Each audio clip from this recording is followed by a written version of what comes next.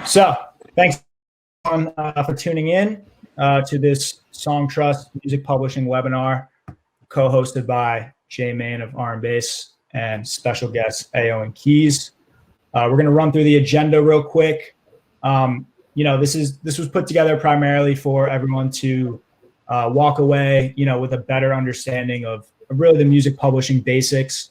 The song breakdown, the two copyrights in the music industry, the different types of royalties that are associated with those copyrights, what you need to do to, in order to collect your royalties. We're going to be talking about different types of deals, but ultimately we're here to, have a conversation, right? Everybody in this room, between the five of us, we have a wealth of knowledge and experience in music, both on the creative side and the business side. And we really just want to, give you guys some advice and some takeaways. So going forward, you can run a smoother music business career. My name is Ben O'Connell. I work at Song Trust. I am an A&R/publishing specialist here. I've been with the company for a little over 2 years. I'm also a songwriter and an artist myself. I have a small catalog of music that I actually use Song Trust to collect on. And outside of that, I manage a few up-and-coming artists and producers as well. So just wearing a lot of different hats in music. And on that, I'll pass it off to Woot to introduce himself. Yes, sir. Appreciate that, my brother. So everybody, I go by the name of Woot. I am, publishing specialist, management, A&R, and publishing admin situation for Ayo N Keyz' company, the UCMG / Upper Classroom Music Group. So I wear a lot of different hats. It's fun. It's been a good ride so far. So it's just a pleasure to work alongside my brothers Ayo N Keyz and also be able to provide a great service as we're doing such a Song Trust. So that's my take, what I do. Awesome. J-Maine, you want to talk it off? Go ahead. Ben, Woot, thank you so much. I go by Maine. I'm the founder of RnBass. RnBass is a platform that I started about 6 years ago where I was trying to evolve R&B to the next phase of its evolution. So I call it rhythm and bass instead of rhythm and blues, because I feel like that name encompasses the genre a little better with this emerging ecosystem of merged sounds and stuff. I also produce, I songwrite. I could be an artist if you put the auto-tune on me. And yeah, I'm a curator, all the above. Gotcha. Awesome. Ayo N Keyz, go ahead. For sure. Well, I'm Keyz. That's my brother Ayo. We are multi-platinum Grammy Award winning producers. We've worked with everybody from Cardi B to Bryson Tiller to Chris Brown, Rick Ross, the list goes on. We've been blessed enough to have a great career. We also are CEOs of the Upper Classroom Music Group. It is a record label, publishing company. We do admin services as well, along with management. And that's kind of about it for us. Hopefully my brother get his audio together. You're obviously speaking on behalf of both of you guys. Absolutely. So yeah, appreciate everyone tuning in. We're going to get started here with really just real quick, the breakdown of an original song, the two main copyrights that really the music industry is sort of built on. Before we dive into the conversations and stuff, we think it's extremely important for you to have some kind of foundation to go off of. And that's truly understanding these two different copyrights. So on the right here, we have the master recording, right? Which is typically, owned by an artist or a label. The master recording is the physical recording of a song, right? Once it's distributed, it's a recording. And that master recording generates two different types of royalties, right? Most notably, the master recording revenue, which is typically collected by, your distributor, right? DistroKid, TuneCore, CD Baby, or a label. If you're signed to a label, if you're an artist under Atlantic Records, then that master recording revenue is going to Atlantic Records, right? Also on this master recording is another type of royalty that gets generated through non-interactive streaming services such as Sirius XM, BBC Radio, Beats One Radio, things like that your distributor ultimately doesn't collect. So those are the two main royalties that get generated on the master side.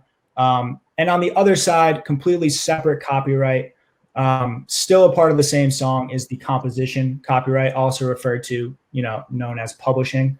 And your compositions are also generating two different types of royalties. The first being mechanical royalties, which most people, are relatively aware of, as well as performance royalties. So if you're a producer or a songwriter, and you have 20% publishing or 50% publishing of any given record, you are essentially, owed performance and mechanical royalties for that record, right? So that song that you either produced or co-wrote or featured on as an artist, that record's on Spotify, it's streaming on different streaming platforms in different territories throughout the world. And those streams are generating these types of two types of royalties, right? Performance royalties and mechanical royalties. Most people are familiar with the performance royalties. They are typically collected by PROs and CMOs here in the US. So most notably here in the US, there's BMI, ASCAP, and CSAC. These are performance rights organizations. And those performance royalties really kind of break out into two different shares of royalties. The first being that writer share, which if you're with an ASCAP or BMI, they're paying you, every quarter, your writer share of performance royalties. And there's also the publisher share of performance royalties, which typically, you need a publisher to collect the share of royalties. If you're a self-published writer and you're with ASCAP or BMI, you may be collecting this share of royalties here in the US as well. And really, what you want to keep in mind in a digital era in 2020 is that all of your streams are also generating mechanical royalties, right? So here in the US, these royalties are collected by mechanical pay sources, such as Harry Fox Agency, Music Reports Inc., and MediaNet, some of which you may have heard of before. And in order to collect these mechanical royalties, you really want to work with a publisher, such as Songtrust, such as Sony ATV, UMPG, so on and so forth. But really, what we want you guys to understand is, in 2020 digital streaming era, your songs that are streaming on Spotify, Apple Music, YouTube, etc., they're generating multiple types of royalties. So most people that are self-releasing music through a DistroKid or a TuneCore or a CD Baby, you're collecting that master recording revenue, right? And maybe you're with ASCAP or BMI, and maybe you're registering your songs there. And, maybe you're seeing some of these performance royalties. But what you want to keep in mind is, like I said, Spotify, Apple Music, YouTube, etc., all these streams are generating both performance and mechanical royalties, right? So registering your songs and being with, an ASCAP or BMI is a great start, right? It's really the first step that any, producer or songwriter needs to take to ensure that they're going to see those performance royalties. But being with an ASCAP or BMI is not enough in 2020 in a digital streaming era. You want to be with a music publishing administrator like Songtrust, as I mentioned, and there are others. But generally speaking, these are the royalties that are generated. And just to really reiterate here, performance royalties, right, typically generated when your song is publicly performed. So this can be live, at a venue, at a club, but also via streaming. Streaming is generating performance royalties, as well as mechanical royalties, which are typically generated through the sale of, physical sale of a CD or a vinyl. But again, streaming era, your streams on Spotify, Apple Music, etc., also generate mechanical royalties as well. And the third type of royalty we talked about is microsync royalties, which are primarily generated when your song is used in a video, right? So think about YouTube. If your song is on YouTube, it's got some views, you know, whether it was uploaded by you or maybe a third party channel, if that video is being viewed frequently, you're owed additional publishing royalties for that video. So that's really the breakdown, you know, between the master recording and the composition. These are two completely different copyrights. They generate two different types of royalties and income streams. And again, you know, the master recording, you want to think about artists and record labels, where the composition, you want to think about, you know, songwriters, publishers, producers, things of that nature.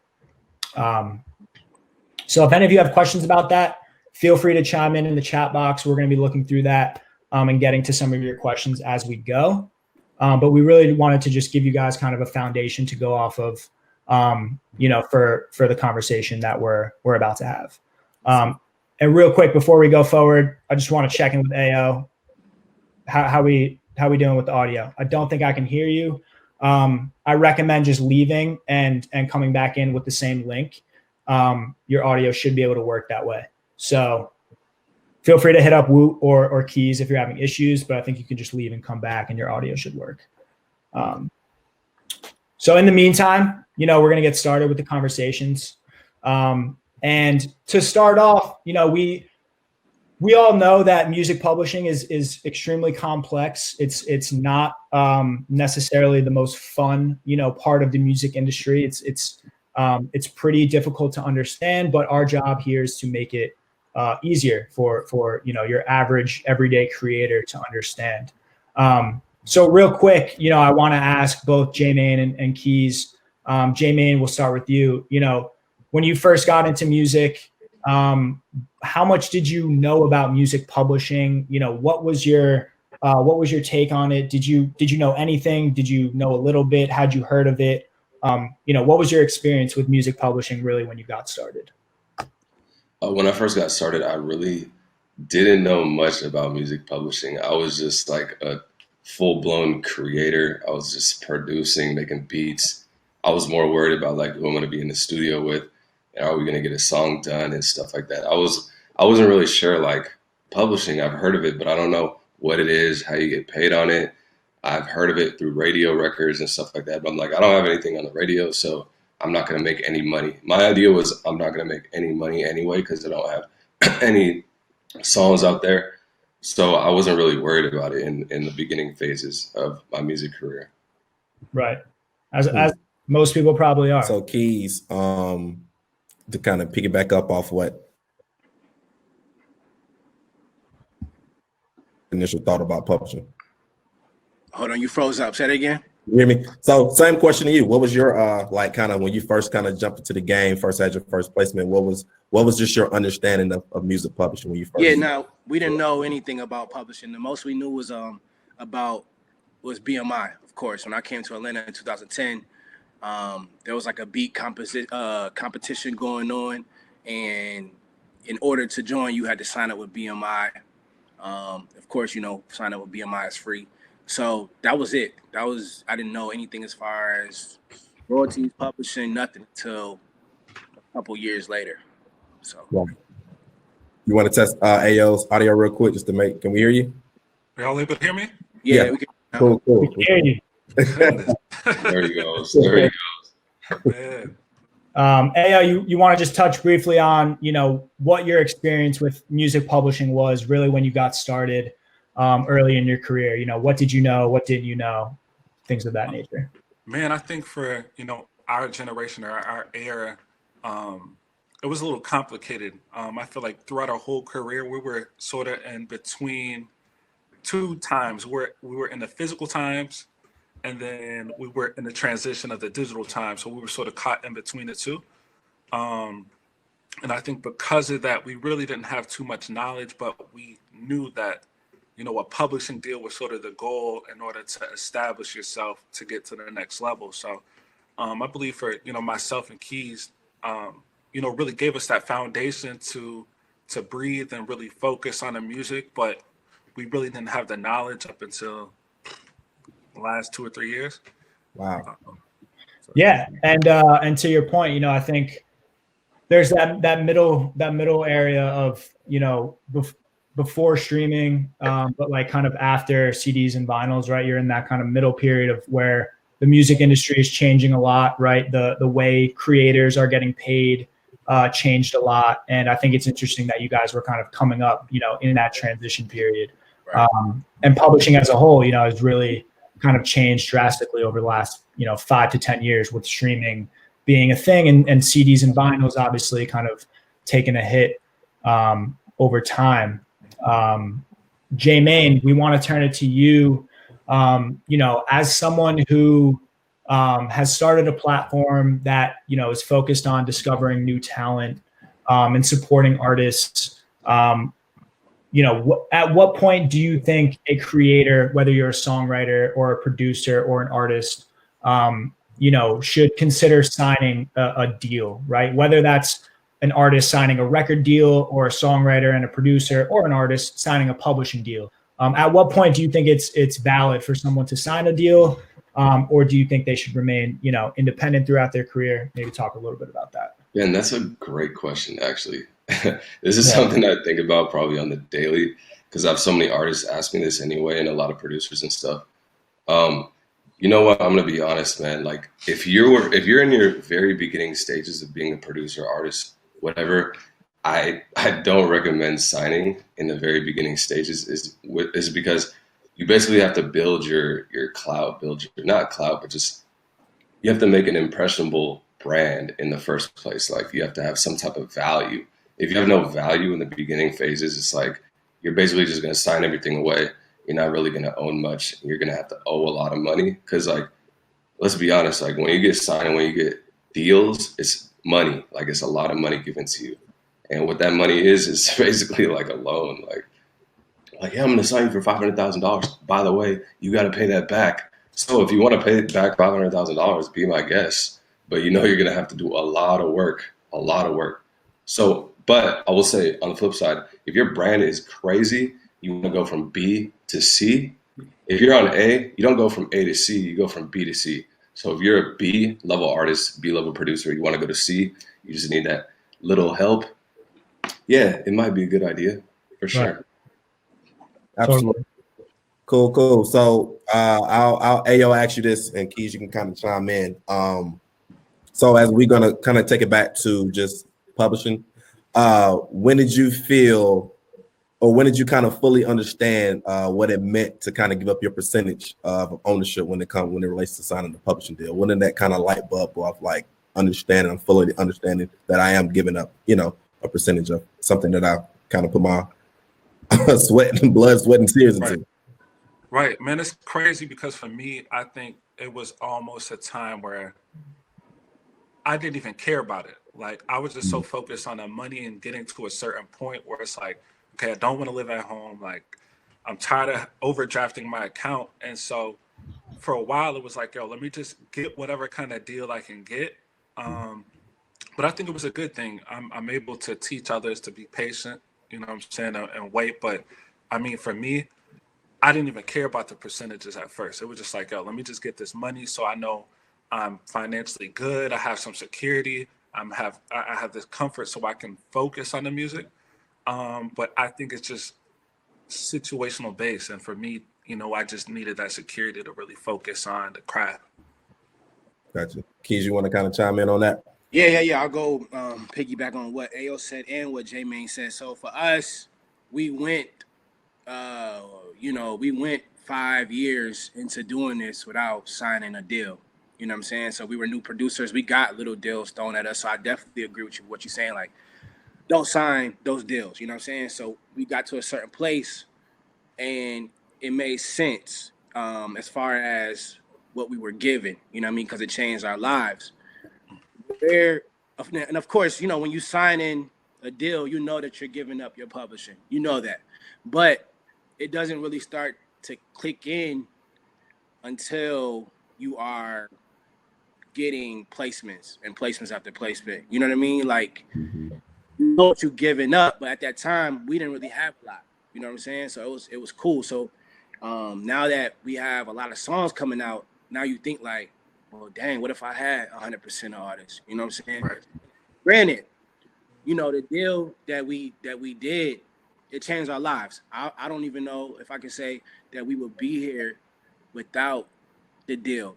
You know, for everybody it's different. You know what I'm saying? But for us, it just gave us that clarity, you know, to be able to really focus on the craft. But at this point, now we have the knowledge, and now as we enter new deals, we understand completely what we're giving up. You know what I'm saying? Because we are generating money with our songs.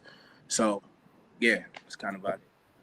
Absolutely. So, Jermaine, you just talked about, you know, artists who are already established and kind of have that brand already. So, would you say it makes sense for artists? Say an artist has a large Instagram following, a social media following. Does it make sense for that artist, since he already has his own brand, own following, to do a deal? It really depends. Like Keyz said, it just has to make sense. Like, it depends what the deal is offering. You know, if they're gonna lowball you, I don't know. You know, if they're offering a lot of money, now that's scary too. So Right. it's like, do I take a little bit and then build and go crazy, or do I take a lot and have hella pressure and a lot of like, okay, how am I gonna live up to this $1 million they gave me? But if you do have a big following, obviously, you know, you're doing something right, and you should be able to convert at least some of that following into at least sales. So like, if you have 100,000 followers, 1% of that should be paying you for some type of service or value that you have. And that's value for people that are signing deals. So Gotcha. For sure. Go ahead, man. Yeah, well, I was just going to mention, you know, for everyone tuning in, you know, if you're not at all familiar with the types of publishing deals, you know, in music publishing, what Woot was referring to, you know, with the deal that Ayo N Keyz signed, is a co-publishing deal, right? So they were given in advance, right? They got money up front in exchange for giving up ownership, you know, of those compositions, right? This is, you know, as a producer, as a songwriter, the songs that you either produce or write these are copyrights, right? This is intellectual property we're talking about. They're assets, you know, you own them, you can sell them like you can sell your house or your car. You know, music is intellectual property. It's a valuable asset. And, you know, just for everyone who's not maybe familiar with the types of deals, you know, there are co-publishing deals, right? Where a publisher comes in and gives you money up front in exchange for ownership or co-ownership of your catalog of music, right? There are also admin deals, which is what our company Song Trust offers, which is, hey, we're not going to give you an advance, and we're not going to own any of your music. You know, we're gonna take your songs, we're gonna register them globally, we're gonna collect the royalties that you're owed extremely well, for a small admin fee, right? So admin companies typically don't offer advances, some do. In exchange, you know, they're taking a percentage of what you're earning, but not any ownership, you know, of your actual copyrights, right? So those are really kind of the two main types of publishing deals. And, you know, going off that, Ayo N Keyz, maybe you guys can talk a little bit about, you know, I know you briefly touched on the deal that you did sign, but I'm sure looking back on things, right, with the knowledge that you now have, obviously you don't regret the deal, but maybe looking back on it, you would have maybe leveraged certain points or whatnot. Can you guys just talk about the deal and, you know, how that helped advance your career and, you know, the additional services that maybe they've provided you guys and the doors that they've opened, you know, based on that deal? So yeah, I'll start with you know, like I said, when we signed our deals, you know, of course we weren't where we are now. You know what I mean? We didn't have no songs for real. We had, you know, a couple, and we both signed with companies that believed in us, and so with that, you know, we got the security. You know what I'm saying? We were able to just focus solely on music, take care of our families, and it helped us get where we are now. As far as the service, you know, every publisher is different, but they have put us in positions to help us advance as producers. You know, it might not be, you know, anything like crazy, but you have to put in the work as well, you know. And yeah, that's kind of about it on my end. Totally. You want to touch on that? Well, definitely. I think for us, we had to take the expectation out of what, you know, you hear. You expect a publisher to go in and get you every single placement. They're going to get you next to Drake, and that's really not the case. But, like he said, it did give us that foundation and allow us to focus creatively. I think either way you go, whether it's co-publishing or admin, as a producer and a creative, you really don't understand a business or even what it takes to create or collect on these things. So to have somebody in your corner to handle that for you and handle the business and keep everything tight and stay on top of you, make sure, everything is registered right. I think that's priority that any type of creative needs. Right. That's a great point you make, and it's actually kind of makes me go into the next question that I kind of have for J-Maine. It's like, do you guys feel like the music industry do you think the music industry informs the creative, what they give them the resources they need to kind of understand like the music business? I would say yes and no. I would think there's like not a manual that is physically given to you when you start artistry or producing. Like, here's how the business works. Go ahead and be out there and make some money. But a lot of artists and creatives obviously are creative. So you have the tools of YouTube, School of YouTube. I graduated from that university, by the way. University of YouTube, what's up? Basically, you have all the tools on the internet, Google, to search for yourself. It's really up to you. Like I said, there's no manual. You got to just go learn yourself. And that's the confusing thing about it is like, are you going to do that? I'm kind of lazy sometimes. I know other people are kind of lazy sometimes. We chill at the house, but it's really up to you to kind of read the fine print and stuff to learn on your own. Unfortunately, that's just how. Right. Yeah. And, to that end, so our company, Song Trust, obviously is extremely educational when it comes to just highlighting things, specifically about music publishing, but also the music industry as a whole. We touch on the master stuff.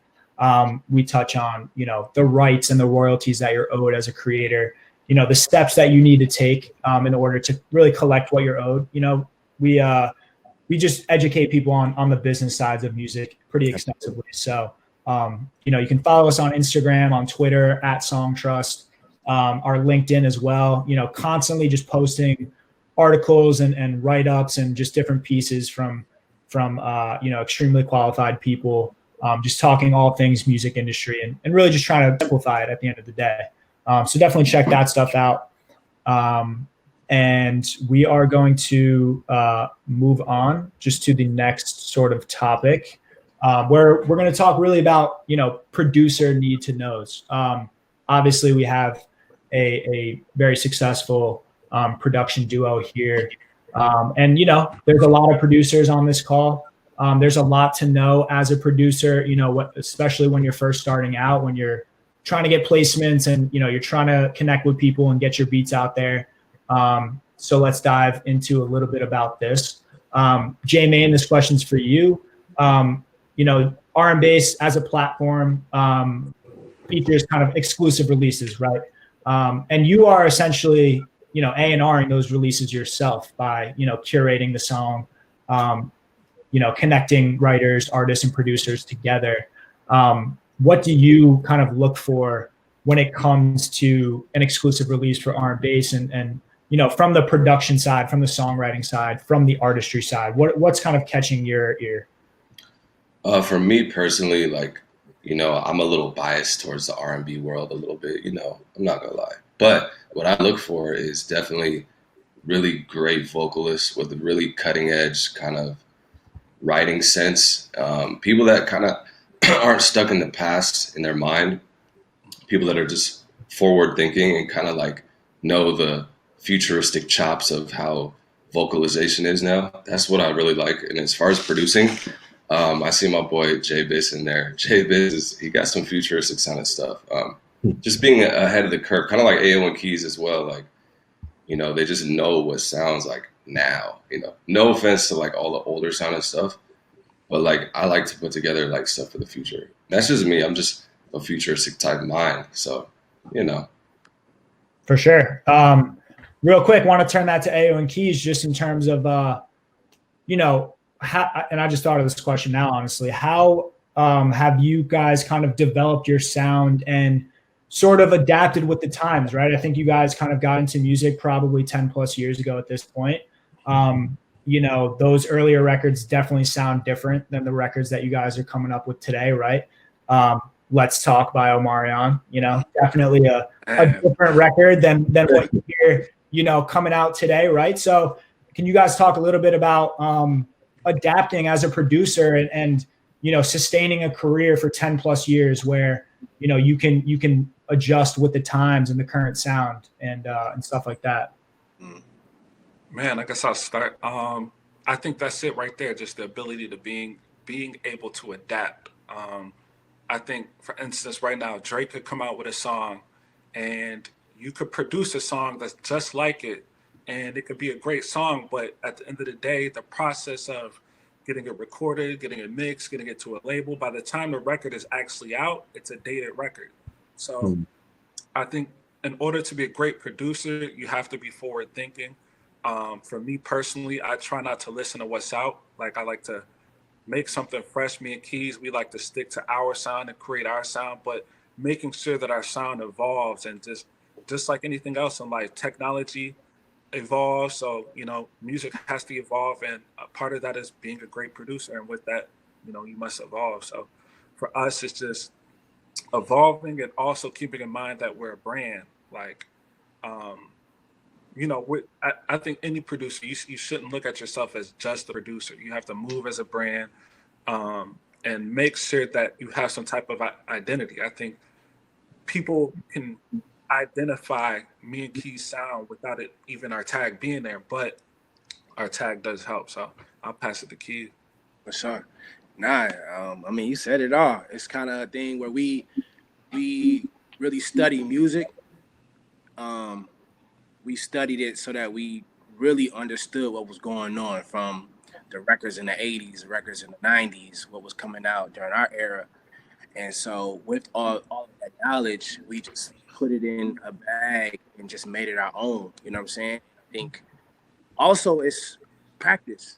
You know, I talk to a lot of producers and they make a beat once a week. You know what I'm saying? I use the analogy of Steph Curry. You know, he had one season where he's shooting from half court.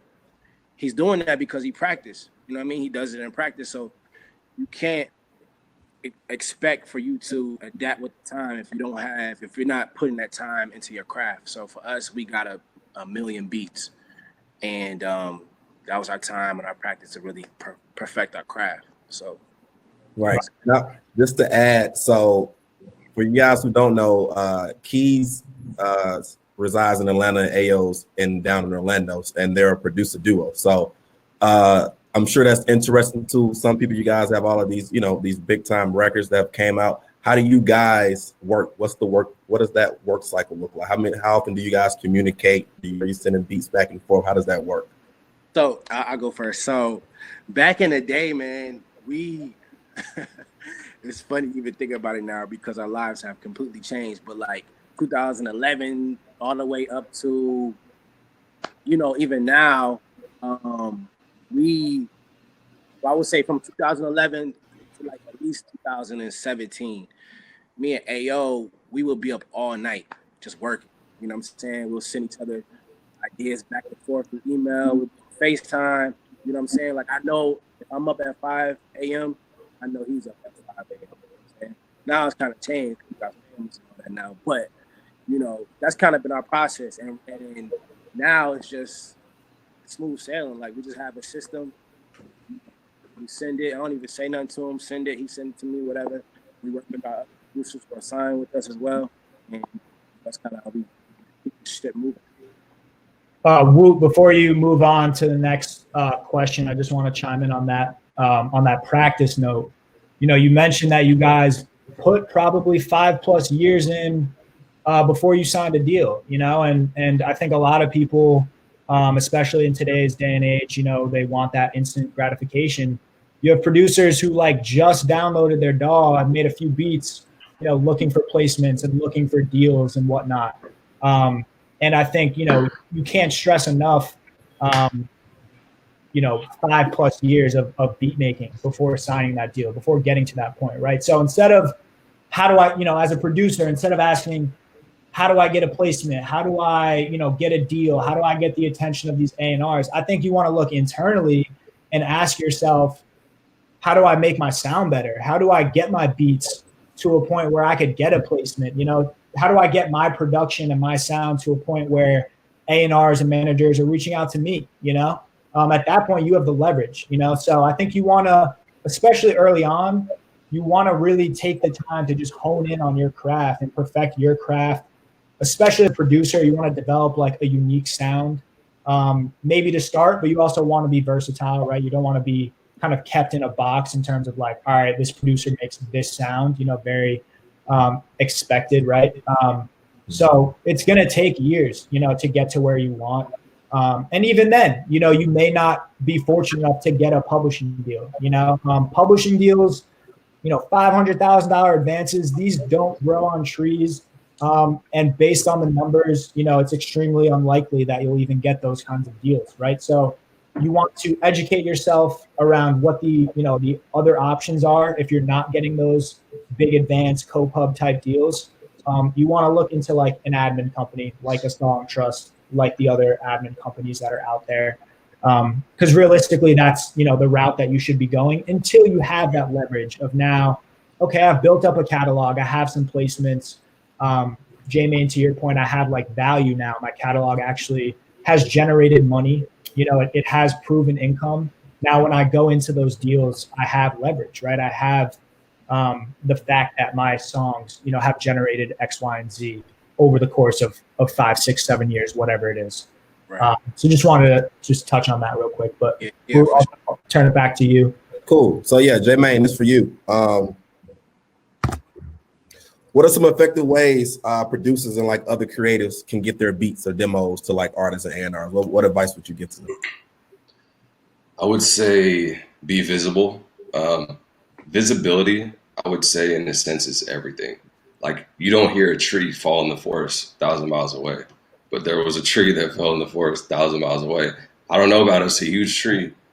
Never heard it though. Never seen it. Never knew its existence. So if no one knows your existence, then what's the point? Like, who are you? Where? Like, I know nothing about you. Visibility is 100%, 1,000% key.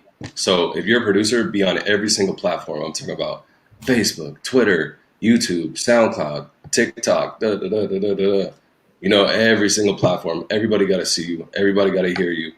Don't spam people though. Spamming is very annoying. I'm not gonna lie. Like, I get spammed every day, and I'm just like, bro, please, no.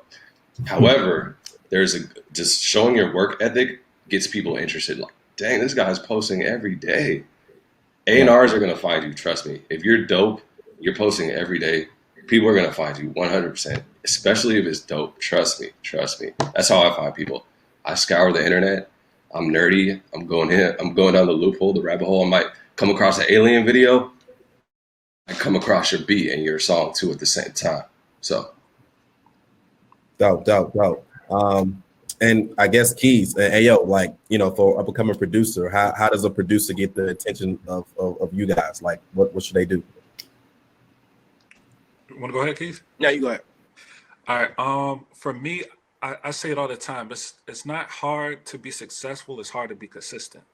So that's the main thing. Like Keyz was saying, like, you know what I'm saying? Practice. You know what I'm saying? You got to put up shots in order to make a shot. You can't just sit back and expect people to do certain things for you. And of course, just being knowledgeable. Like, I think what worked for us, we've seen what other companies did to be successful, and we studied that and we applied it to what we do. So I think for other producers, you need to, one, not look at the numbers, because if you are able to touch one, then you've done your job. So I think, if you see these producers doing these tutorials or these kits, like, do whatever works until it works. And for us, that was us just being consistent, making sure that we have something to sell. And thankfully it caught. Mm-hmm. Absolutely. Keyz, you want to add to that, or are you good?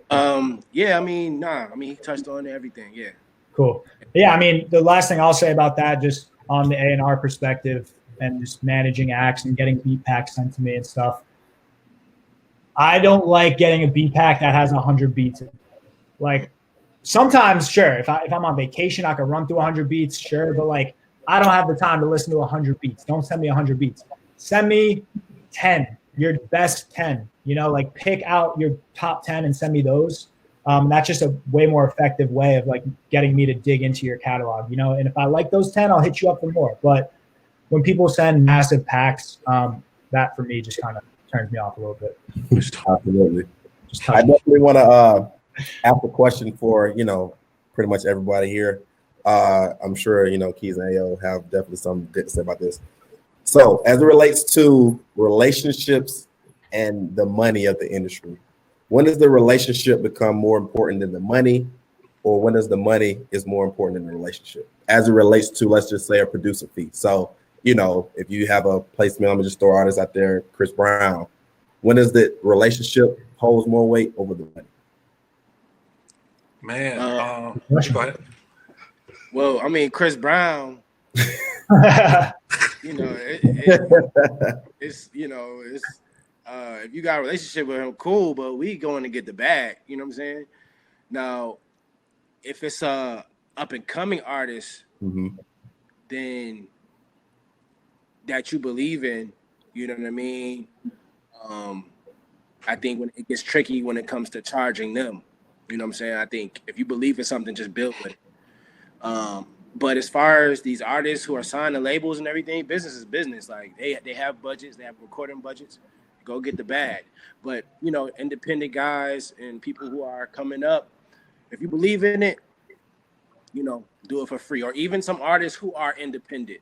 We have a bunch of homies, you know, artists who were hot, who are kind of, you know, not as hot as they were, and they have independent situations. And we did the whole project for free, which got them back into the label and with a deal and got them relevant and hot again. And now, you know what I'm saying? So it go hand in hand. You know what I mean? I don't know if you want to touch on it. Yeah.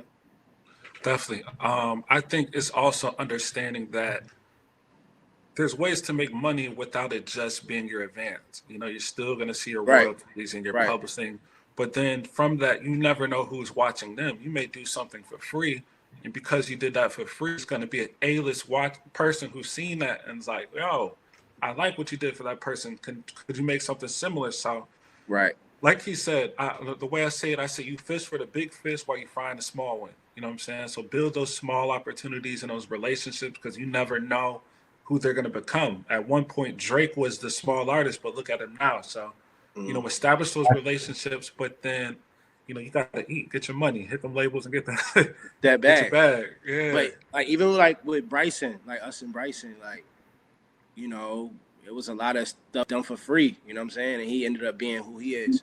And we have so many other stories like that. So you kind of just got to, you know, gauge it and see what makes sense. I think it's a fine line too between the balance of you know, the short-term value versus the long-term value, right? Like, you know, if you guys stood your ground really hard and were like, you know, Bryson, you're not putting these records out unless you cut us 5 G's a beat, you know, whatever. And then that relationship sours, you know, you guys probably would regret that, seeing where he's at now, right? And you would have rather cooked up some stuff for free to maintain that long-term relationship, because now you get a placement with Bryson and that record's going to pay you more than $5,000 just through publishing, you know? But at the same time, to Keyz's point, like, especially if you're working with major labels, like they have budgets. Okay. These are multi-million dollar companies. They have the budget to pay you a producer fee. And, you know, you want to stand your ground as a creator, as a producer. And, you know, if a certain artist doesn't end up with that beat, like that beat's yours, you know, you could go place that with another artist. So it's walking the fine line between, standing your ground and maintaining your own value, you know, as a producer, but also knowing when to let the money slide, because you could potentially be working with this artist for the next 10 plus years, you know, and you want to maintain and develop that relationship for sure. Absolutely. I guess the next thing we want to talk about is, you know, discussing splits Whether you're in the studio, you know, cooking up from scratch with people, a record gets done right then and there. Maybe you're sending beats out and, you know, an artist cuts it and you never even had a session with that artist. You know, are they independent? Are they on a major label? Did they bring in additional, you know, co-writers onto the track? Did you guys maybe outsource some additional co-production? Obviously there's, you know, it's a song by song basis, right? How you determine splits. Every record's going to be different. But can you, you know, Ayo and Keyz specifically, can you guys talk a little bit about how you negotiate splits, how you discuss splits in the studio, over email? Do you guys even get involved, or do you let Woot and the lawyer manage that stuff?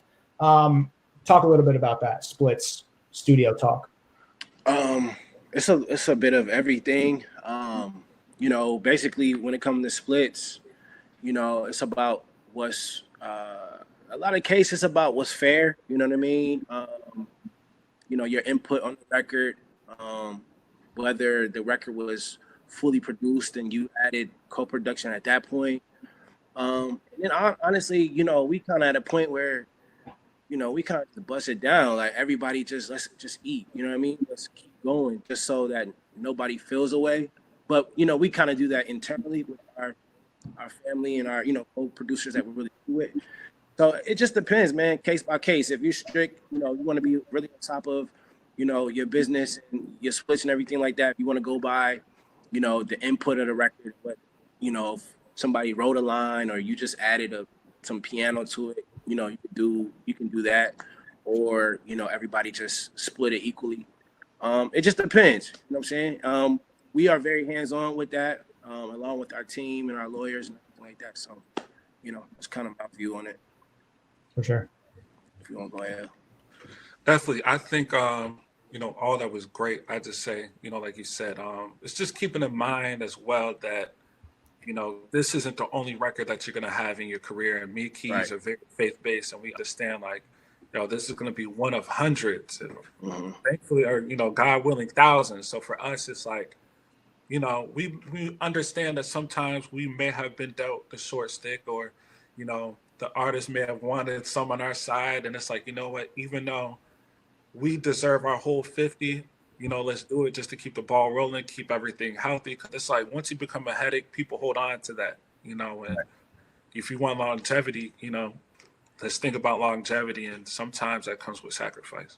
Facts. I want to say too, I always say, you know, the music industry, it really don't have no rules. You know what I mean? People come in and percentages and they really didn't have nothing to do with it.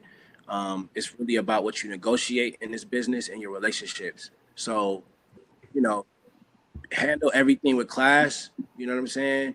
But again, you don't want to be that headache. You know, I've seen guys fight over 1%, 2.5%. Like, stuff doesn't make sense. Let's make it work. Let's go to the next song. You know what I mean? So, yeah. For sure. I got a good question that someone had just kind of put up in the chat box, Jay Wells, and I can kind of let you answer first, Jay Maine. So, like, the question was, should producers and writers copyright their compositions before shopping their records? Should they sorry, what'd you say? Should producers and writers copyright their composition before shopping those records out? That's an interesting question, and I actually had a conversation with my dad. He also is a musician. You know what? Copyright is it's weird, because technically once you make the composition, it's technically yours, and you own it. Right. It's in your DAW. You have all the proof. You have the timestamp. You have everything. And then there's this other way where you could technically mail yourself the composition, proving that has a timestamp and a date and everything. But copyright, you could do a whole bulk copyright to the U.S. government, pay it in a compilation CD with 12 tracks. I mean, honestly, once you distribute it, it's copyright. It's a very grayish kind of area, but right. Yeah. Ayo Keyz, what do you guys think?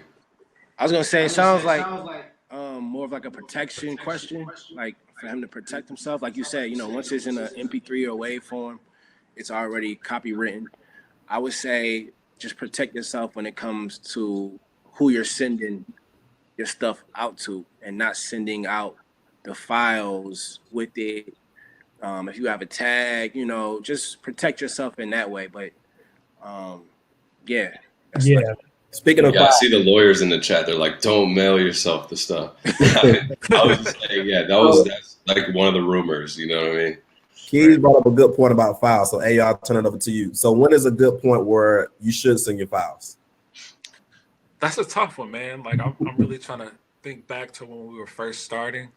I don't know. I think to be great in this music industry, you got to take chances. Yeah. And you know, if it was up to me, I would never send my files until I got paid. But even as a major producer, a lot of times you got to send your files. The record's going to come out, and then you're going to receive your agreement, and then you're going to go through the process of your attorneys going back and forth, and you're paid months after the record's been put out. So I think it's just make a good legal team. And then from there, like at this point, me and Keyz will send the files because it's like, you know, I believe we've established ourselves and established a name where people respect it. And I think, you know, that's even just a part of our vision. Like, you know, we sign producers and these writers and artists, yes, because they're great, but at the same time, it's just to protect people that we care about and love, because they're going to see our names next to it and understand, like, okay, let's not play with these guys, you know? So right. I don't know if that answers the question, but that's No. my take on it, you know? Just to reiterate, your works are technically copyrighted as soon as they're in a tangible form, right? So if you're a songwriter, you record a voice memo, you know, on your phone of a melody, that's technically a copyright. If you're a producer and you have a file on Logic or Ableton, whatever your DAW is, you at that point are the copyright owner. You don't have to copyright your works at the U.S. Copyright Office. It's not required, but it is a level of protection in case down the line someone, you know, infringed on those copyrights. You have that extra layer, but it is not by any means required to even publish your works or put them out. Since we're already at an hour, I want to just, you know, move on to the next topic, which is really just advice, you know. J-Maine obviously has a ton of experience, you know, with RnBass as a platform, putting on, you know, up and coming artists, writers, and producers. Ayo N Keyz, obviously you guys have an extensive history with music production, being successful as producers, getting placements, getting deals, stuff like that. Woot and I obviously manage, you know, producers, artists, writers, and obviously we work at Song Trust in publishing. So we're just going to get into like some general advice. So J-Maine, for you, you know, going back to the fact that you're essentially A&Ring these releases, you know, I know we touched on it briefly, but from the A&R kind of tastemaker, curator perspective, you know, what advice do you have to these up and coming artists that are maybe trying to get the attention of an RnBass? I would say be authentic. Authenticity is key in this world, not only music. If you're showing your authenticity in it, it'll just shine through. Like you could kind of tell people that are kind of mimicking other artists and mimicking other sounds and stuff like that. So I can see right past that just with, you know, my experience of the years of consistency that I put in. So by me doing this every day, I look for gems. I just look for people that have a certain sound, like of confidence in things I believe when they say things, and just be yourself. Like really look into yourself and be like, yo, am I just doing music to like get girls or guys or whatever? Am I doing it to get rich, exposure, fame? Or are you doing it really because you love it? I think you should look into yourself before anything. Look at yourself at like 5 years into the future and be like, is this something I really want to do? And just once you know that and you're for sure about it, go hard, and then people will notice. Like I said, people look for things. People are searching for stuff all day, every day. So don't think your work goes unnoticed. People might see it and just be like, "Oh, this guy ain't ready yet." So, but once you are ready, trust me, doors will be knocking. Absolutely. Great advice. And so I'll start. Keyz, you can start. Just what's your initial advice, you know, for an up-and-coming producer that's just navigating his way through the music industry? What would you say to him? I would say trust the process. Um, Me personally, you know, that time period where we was coming up and we was hustling and we was grinding and we was broke, it's really some of my favorite memories. You know what I'm saying? So I say where you know, not to say everybody broke. I'm just saying, you know, wherever you are, um, enjoy where you are right now. Saying if you haven't made it to that the music industry level, enjoy where you are right now. Understand that you're going through this process for a reason. Practice, take time into your craft, network, you know, use social media, events, you know, whatever, and don't ever stop. And you know what you are looking for, you will find it. You know what I'm saying? So that's about it. Gotcha. Hey, you want to pick back up on that? Man, I think it's important to understand that just because I mean, we all get in that mind frame of comparison, and you gotta adapt and understand that just because it may have happened for somebody first, or you may have thought it should have happened for you first, doesn't mean that you're out. It just means that you're given more time to be prepared because there's so many producers that may get lucky and have a hit, but just because you made it there first, I heard it like it's not about being successful; it's about staying successful. Hmm. So sharpening your tools to make sure that once you're in that door, you're able to sustain there and make a lot of noise, and then more importantly than that, just having um, I know it's overused, but your mental health, man, like it's about working smart and being balanced. Like you said, at first, it was where we just were living unhealthy. You know what I'm saying? We stand up till 5, 6 o'clock in the morning, waking up at 10 a.m. thinking if we work harder, we're gonna get it faster, and that's not always the case. So I think it's about, especially for us now, just living a balanced life, man. Making sure you're enjoying the process and enjoying life and not missing out on life. Just being stuck in the computer all day, thinking like, "Yo, I gotta do this in order to make it and get to that next place." So, yeah, just make sure that you're happy in your process, and like he said, understand that it is a process, and that if you're consistent, it will happen. Absolutely. So in the interest of time, since there are a lot of questions in the chat box, we're going to dive right into those questions now. Real quick before we move forward, for anybody who's just kind of tuning in, obviously this is a conversation around music publishing, and with us we have Ayo N Keyz, production duo who have worked with Cardi B, Chris Brown, Ty Dolla $ign, etc. Extremely successful career. And we have Maine from RnBass, who founded the RnBass platform, and has developed a big presence on both YouTube, social media, finding and discovering new talent. He's been doing so over the last decade or so. So with that, we're going to jump right into some of these questions. Again, this webinar is being recorded. It'll be sent out tomorrow with some additional resources for you guys to check out. But let's get right into some of these questions here. Woot, did you have any off the top of your head that you wanted to ask? Yeah, so BP asked a good question. So how did the panelists go about choosing their entertainment attorney? What qualities do you guys look for in choosing an attorney? You want to go? Yeah. You want an attorney who is, for us, and the advice I could give is you want an attorney who is actual entertainment attorney. You know what I'm saying? Like it'd be different attorneys who they don't really do this. You know what I mean? They're not really in the industry. So you want somebody who's really in the industry, who's moving around, who knows what's going on, who has different relationships as well as with labels, artists and managers, everything like that. And just somebody who is really in your corner. You know what I mean? Our attorney, I can call her at any time and she'll pick up, or she'll get right back to us.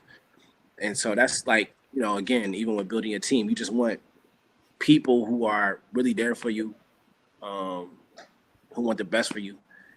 And if I know you know, we kind of really talk it from the inside out. But you gotta just have the network. You gotta kind of just go out and look for those people. You know what I mean? So it's kind of about it. Definitely. Yeah, I think it's about, like he said, having people who've done it before and really know what they're doing.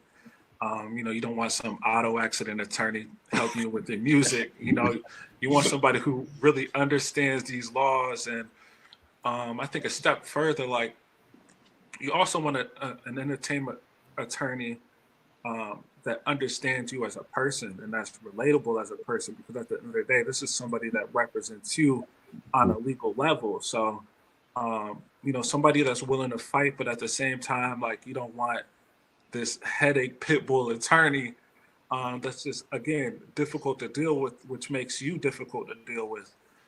So Right.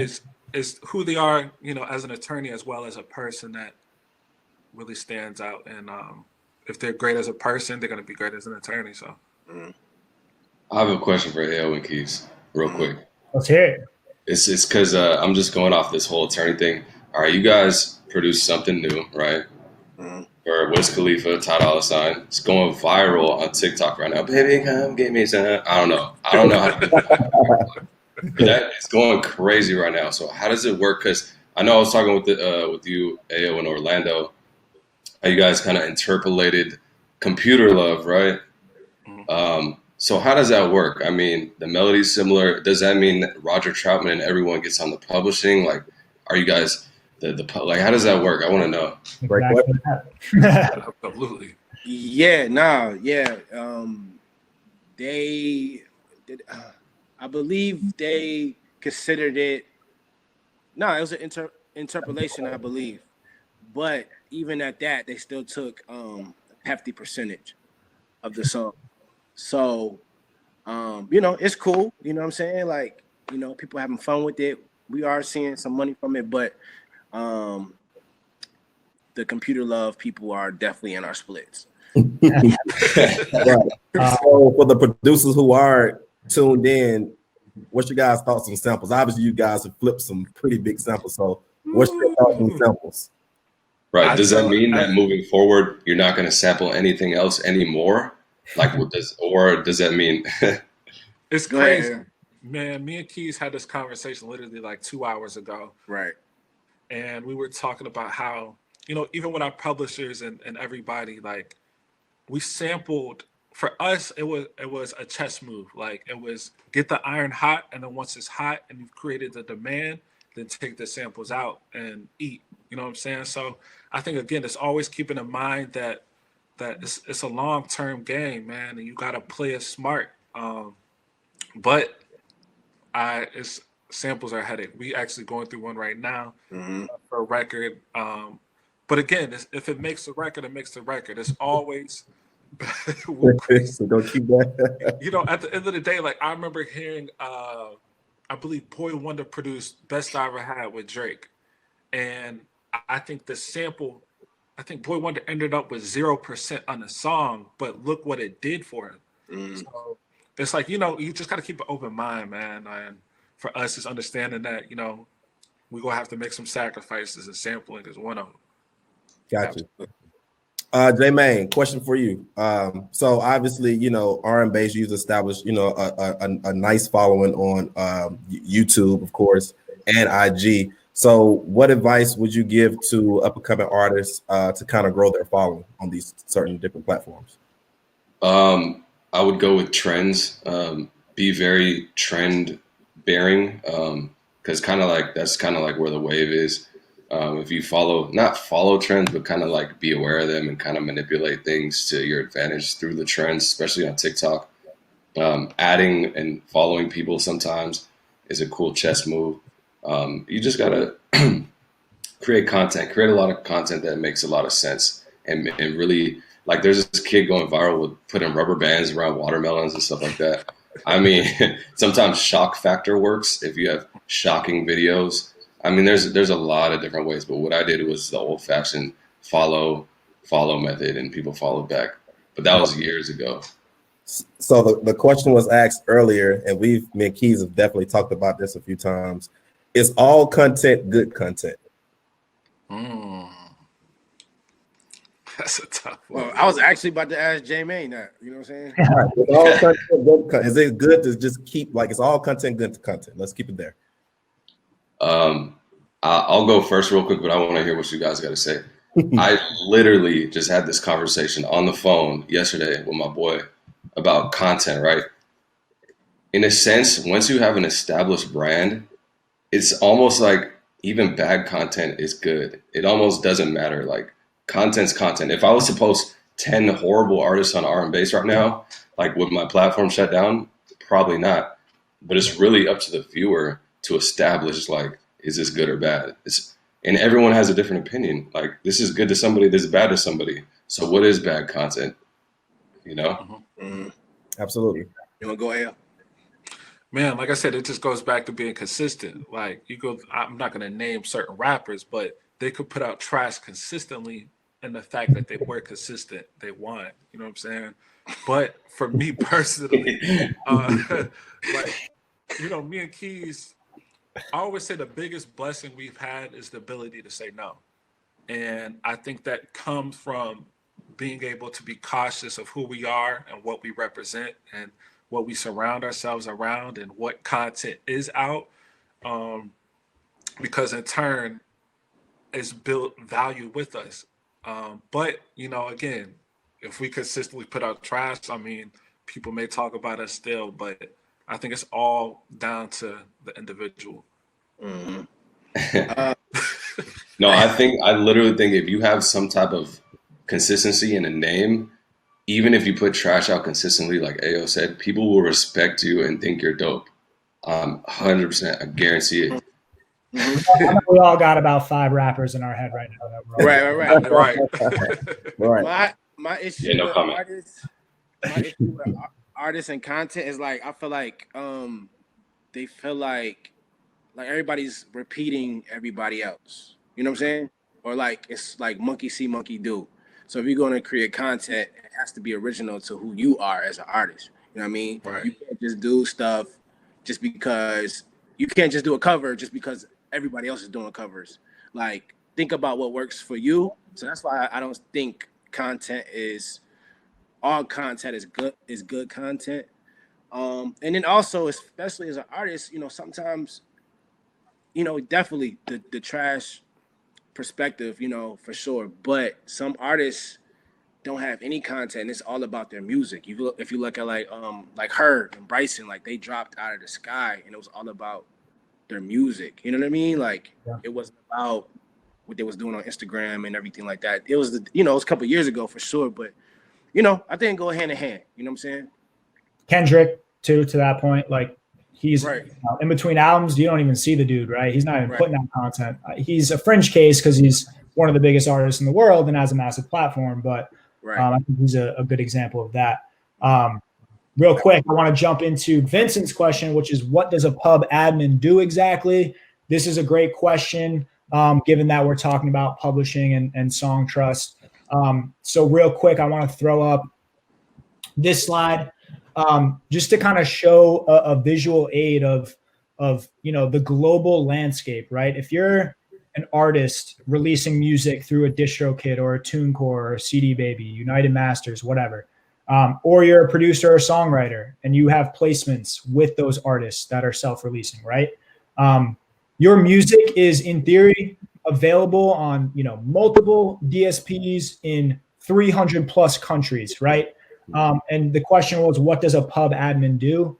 At its core, a publishing administrator like Songtrust really administers your catalog, right? We take your songs, we register them globally with all of these collection societies that you see here on the map and more, so that you as a creator can actually receive the publishing royalties that are getting generated from your streams, from these different places around the world, right? So it goes back to that initial slide that we have around like the master recording versus the composition. As a songwriter or a producer, you're getting 20% publishing, 30% publishing, 50% publishing, whatever it is. And you might be registering that song with BMI or ASCAP, but BMI and ASCAP only collect performance royalties, right? Primarily here in the US.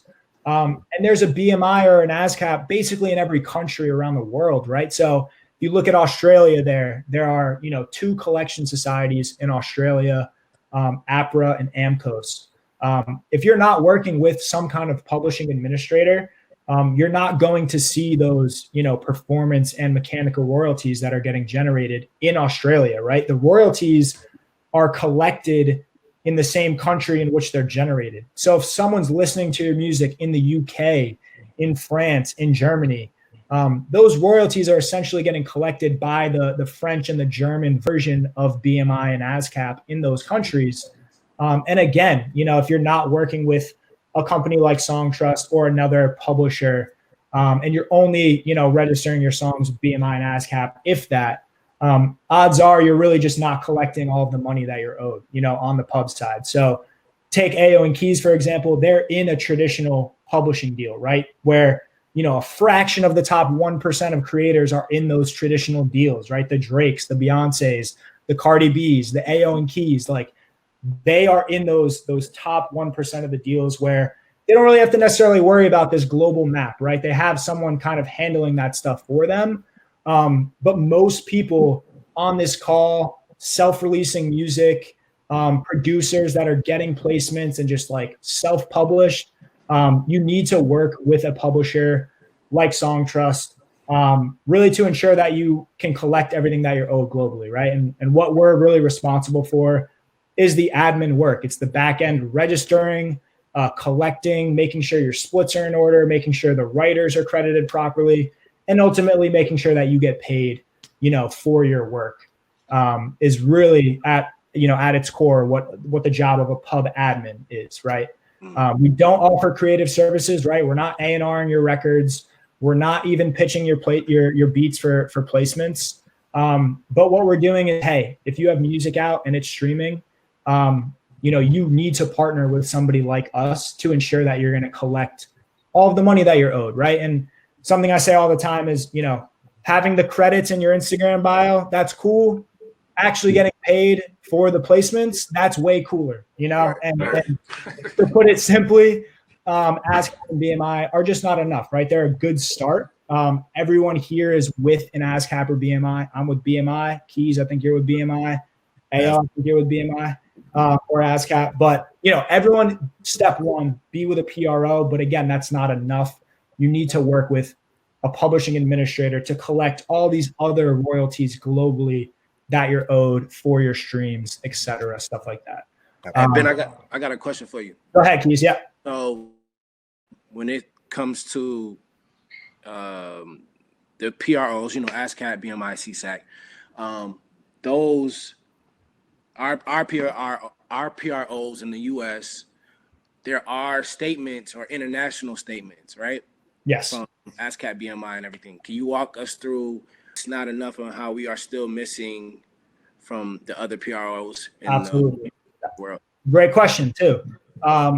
So it goes back to what I was talking about earlier, where if your song is streamed on Spotify or Apple Music, that stream generates 2 types of royalties, right? The first is performance. The second is mechanical. Off the bat, if you're only registering your songs with ASCAP or BMI, you're only collecting some of your performance royalties. They are a PRO, performance rights. They do not collect mechanical royalties like on this map, an HFA or a Simra in Canada, right? These are mechanical collection arms. So if you're with ASCAP or BMI, you're staying on top of your registrations there. They do some international collection, so you will see some global performance royalties only, though. And again, you're not seeing any of your mechanicals if you're only registering your songs in ASCAP or BMI. And as an alternative to collecting globally, essentially via an ASCAP or BMI, I'm sure if you checked, you know, your PRO statement, while you'll see money from other countries, right? If you look at the breakdown, it's really probably like 95% of the money that BMI or ASCAP is paying you is from the US, right? Exactly. So they're not really responsible for taking your songs and registering them globally with like every collection society that is already collecting these royalties. That's the job of a publisher, right? Like, to your point, if being with ASCAP or BMI was enough, why would anybody ever sign a publishing deal? You know, exactly. if you can collect what you're owed, what's the point of an advance, right? It's really that the way that this whole industry is set up, to collect everything that you're owed globally from all these different pay sources, it's like extremely difficult, nearly impossible, right? Which is why Song Trust was created, which is why Sony ATV and Avex Music Publishing and these other publishers offer deals, right? So that they can do the work of registering these songs globally and collecting. So yes, you'll see some international money, from your local PRO, but you really want someone going a step further and collecting both performance and mechanical royalties, monetizing YouTube, monetizing different social media platforms, and working with someone who has that backing to, reach out to BMI if there's a dispute for you, right? Like maybe quicker response than you if you try to reach out to them directly. So now you're working, with a publisher that has your back and is going to go to bat for you and resolve disputes and look into, why are we under collecting in this certain territory? Maybe there's a registration issue, right? Like who's going to look into all these things for you if you're doing it on your own? Probably no. Things will slip through the cracks. Sure.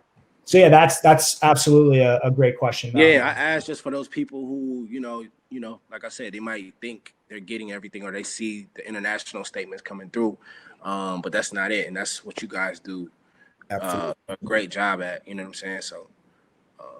Just real quick to that point, Woot, do you want to talk about, this is a checklist that we promote, and it's essentially the 4 check boxes that, as a creator, whether you're an artist or a producer, you really want to look after to make sure that you're collecting pretty much everything that you're owed. So you want to touch on that? Absolutely. I mean, as we kind of stated earlier, dealing with the master versus the composition side, this kind of just dives deep into it a little bit. So, if you're an artist, you want to make sure that you're affiliated, with a TuneCore, a CD Baby, DistroKid, that you're able to get your music out to the masses. So that's one. Affiliate yourself with a distribution company. 2, you want on the master side, you want to make sure that you're affiliated with Sound Exchange, which who collects your non-interactive streaming royalty. So again, if you have a song that's playing on Pandora or Sirius XM or the Music Choice channels, they're generating some non-interactive streaming royalties that you want to affiliate with Sound Exchange in order to collect those. So those are the main 2 that's that deals with the master side, and as it relates just to collecting your publishing royalties. 1, you want to affiliate yourself with the collection society. So here in the US, if you guys are tuned in the US, BMI, ASCAP, CSEC is a more invite only type of society. If you're in the UK, you want to affiliate yourself with PRS. So that's one, just to be able to collect your performance royalties that are generated on these particular compositions that you guys are putting out. And lastly, again, you want to affiliate yourself with the publisher, whether that's an admin situation or a co-pub deal, just to ensure you're collecting both performance and your mechanical royalties. Being affiliated, as being stated, with a publisher is pretty much giving you access globally, right? In the US, you're still able to collect your royalties in Australia, France, Canada, Tokyo, etc. So as long as you have these pretty much 4 checked off, you're kind of ensuring that you're collecting all that's owed to you. So that's what's important. Absolutely. And real quick, for anybody who's interested, and real quick, I think we're up on an hour and a half here. I think this was a great conversation. I think we could close it out with a few extra questions. So real quick, J-Main, if you had, I know we've kind of done the advice thing, but if you could come up with 3 things, off the top of your head, whether it's creative or business sides of things, 3 pieces of advice, what would you tell people that are on the call? I would say be very consistent. Very consistent would be 1. 2, be authentic. Really dig into who you are as a person. Be the real you. Don't be the other guy that's popular. Just be you. And 3, I would say, is hone in on your craft. Get really good. It ties in with consistency. If you are consistently working on what you're doing, whether it be management or artistry, producing, if you do it every day, all day, maybe not all day, but like at least minimum 4 hours a day, you're gonna get good no matter what. Guarantee you in a year, you'll look back a year later like, what the heck was I doing? So consistency and all that stuff really matter.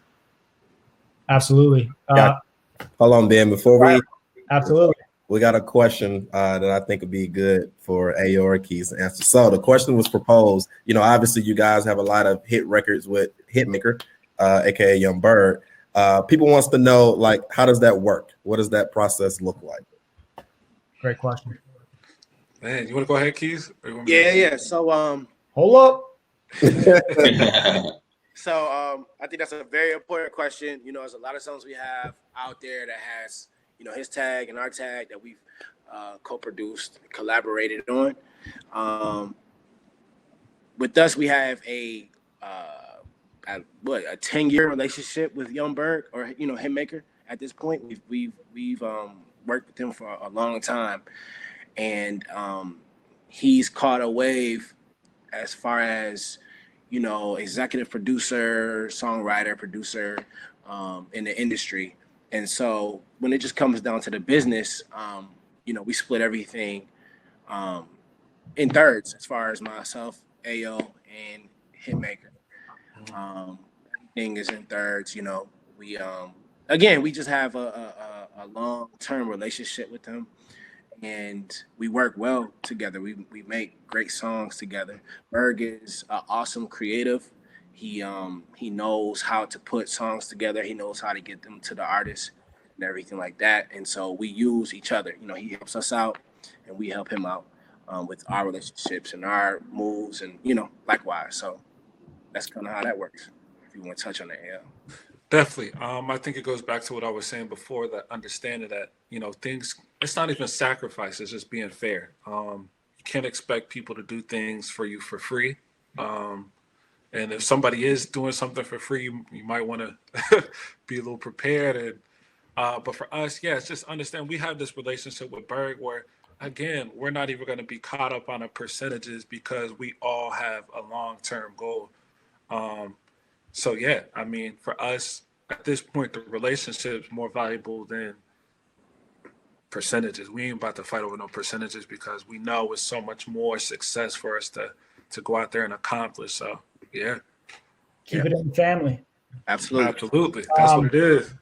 Real quick, I'm going to speed answer some of these questions from the chat.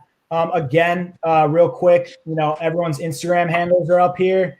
If you guys want to connect with us on IG, shoot us a DM. Let us know your thoughts about the webinar. Obviously, if you guys have additional questions, anything Songstress related, you have my email as well as Woot's email up here.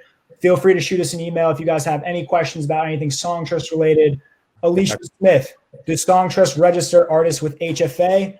We register your works at HFA and absolutely collect from HFA, Harry Fox Agency. So if you're using Songstress, you don't have to worry about HFA. Right. MediaNet and MRI for US as well. So exactly. On the mechanical front, someone said, so what does my distributor collect? Catherine Price, they're primarily collecting master recording revenue, right? So it's strictly on the master recording. They're not collecting your publishing royalties, so to speak. And they're not collecting your other master recording revenue on the non-interactive side, like I said, such as Sirius XM, Pandora, BBC Radio, etc. Gigi asked, how much does Songstress charge for services? It's a one-time registration fee of $100. We have a 25% off discount code here. It comes with unlimited number of songs, and the account stays open forever. Someone asked, how does Songstress differ from other companies, publishing companies like TuneCore? So TuneCore is most notably known as a distributor. They do also offer a pub admin service, which is technically a competitor to us. But obviously there are differences, you know, in terms of where we collect, fees associated, stuff like that. My main point to people who are releasing music, you know, you might switch distributors, right? Your first project might be with TuneCore. Then you might try out DistroKid. Then you might go to United Masters. You want to keep your publishing really all in-house in kind of one central location, regardless of which distributor or label you're releasing through. So obviously the best option is just creating a Songstress account and running everything through there. Woo, are you seeing any on your end that you want to answer real quick? Let's see. Someone had a question about lawyer, like how much does a lawyer charge? That's pretty much a conversation you would have to kind of have one-on-one with their attorney. Typically, I mean, it can be from 2% up to 10% up to 15%. It just depends on what you negotiate with the attorney. Someone asked question for Ayo N Keyz real quick. What was the question that let's see. Go ahead, Ben. I gotta find it. It was a great question. I got one. Someone asked, if my artist gets a pub deal, can we transfer songs out of Songtrust admin? That's a great question. First of all, it's a non-exclusive deal, so it's song by song basis. We don't require your entire catalog. You can register one song with us. You can register 10. You can register 100. Completely song by song, non-exclusive basis. We basically have a 1-year term, so we have the right to collect on your song for 1 year.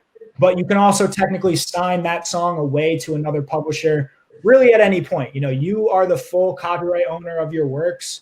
You can sign any other kind of deal that you want at any point, but just understand that your new publisher won't be able to collect on that song that was registered with us until the remainder of our term.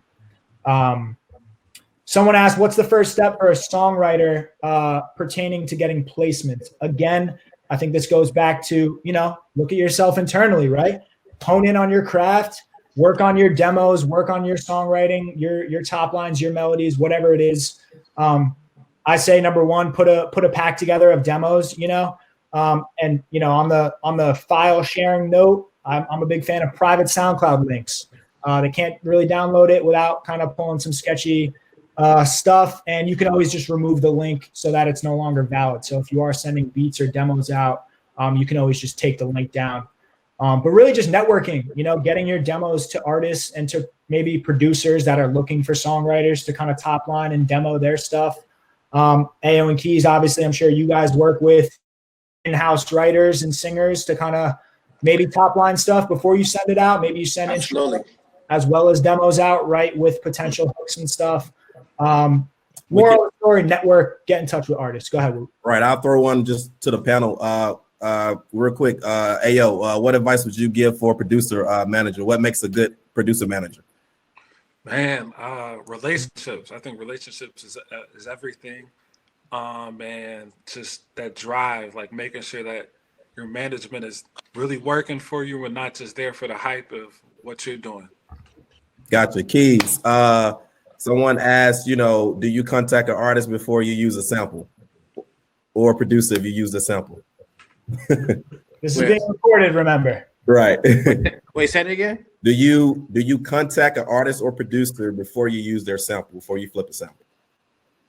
Oh, so if I sample, Tevin Campbell, do I reach out to the artist? Absolutely. Oh, no. So basically, that's the risk of, this is the risk of sampling, because first of all, I don't suggest you sampling unless it's going to a major artist, because the label has a clearance process where they, get the sample cleared, they pay a fee. And like we said, that artist or publisher or whatever, they're going to of the sample. So no, we don't reach out.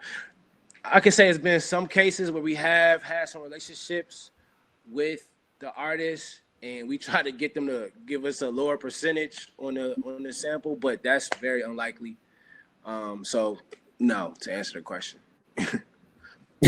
Gotcha. All right, I got a quick question. Go ahead, Jimmy. This was mentioned so many times throughout the whole live, is the whole relationships thing. So this goes out to all you guys. And this is for a question for people in the chat, like, how does one really build a relationship with somebody? Like, having relationships gets you in the door, like with the hit makers and all that, but how do you even build the relationship with these people in the first place? Man, I say patience, man. Like, I think a lot of people see somebody, like, if I didn't know Keyz, if I seen Keyz out, I'm like, okay, here's my chance. This is one chance in a lifetime. Yo, Keyz, I'm a producer. This is what I do, blah, blah, blah. Help me. Rather than remembering that Keyz is a person, and if he's out at Houston's like he loves to be, he's trying to enjoy dinner, or enjoy life. So maybe it's like, yo, Keyz, I respect you. Let me get you a drink, bro. I just want to keep going. Here's my information, and really build that relationship rather than focusing just on an opportunity. Absolutely. And those small things, like, You know, especially for me and Keys, like we're so used to pouring into other people. So those rare moments that somebody wants to pour into us, Right. that's what stands out. Like, whoa, like half the time we might not even let you do it, but the thought of you even doing that first is like, yo, that's love. We Like rock with you. That's a we fact. there. Yeah. So Absolutely. Right. I would say too, just my experience. I mean, I think I got started early 2015, and you know, I was around Keys early on. I was a student of the game, you know, and I sat back in these studios, in some of these meetings, and just learned, you know, and just kind of like you said, back to the relationship part. I built just a genuine relationship outside of the music. Just, you know, checking up on someone, even if it's not about an opportunity. Like, hey man, I just wanted to reach out to you. You need anything? You good? And just kind of building that system of trust, you know, even outside of the opportunity that you see in that person. And just, you know, like I said, you just got to be just genuine, and be patient. Patience is the virtue. You know, for me, like I said, I started 2015. I probably didn't receive a first music check in 2017. You know, but at that time during that process, I wasn't ready to receive any money because I haven't done anything to get paid for it. I was just acting as a manager, acting as an A&R, but really haven't put in the work to receive the benefits. Now I'm at a point where, you know, the work has been put in and I'm kind of, you know, recouping the benefits of the hard work put in. So I'll say that. Absolutely. Yeah, I think ultimately you can kind of sniff out, you know, what people's interests are and what people are really in it for. And if ultimately you're in it for like the love, the creativity, the music, you know, that's what's most important. You can smell when someone's in the studio looking for their split, you know, and they're not really in it for the creative process, or, you know, on the business side, it's someone just looking to get a check versus, you know, really sinking their teeth into like, you know, the music business and the music industry.